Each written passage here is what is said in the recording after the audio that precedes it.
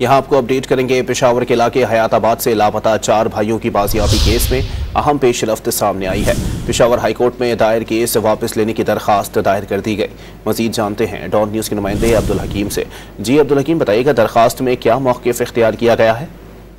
ये जी बिल्कुल, Peshawar high court में केस दायर किया गया। फरवरी से हैदराबाद से 4 भाई मुबैना तौर पर अगवा किए जा चुके हैं और इस केस की वापसी के लिए दरखास्त आज दायर की गई है और केस वापस ले लिया गया है। और उसमें दरखास्त गुजार ने बताया है कि केस को वापस लेने पर जो मुलज़िम हैं उनकी बाजियाबी मुमकिन हो सकी है। उन्होंने ये भी कहा था कि वो समझते हैं कि केस वापसी पर मुलज़िम की बाहिफाजत वापसी हो सकती है।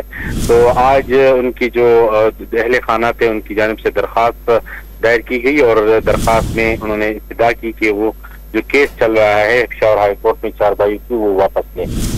बहुत शुक्रिया अब्दुल हकीम।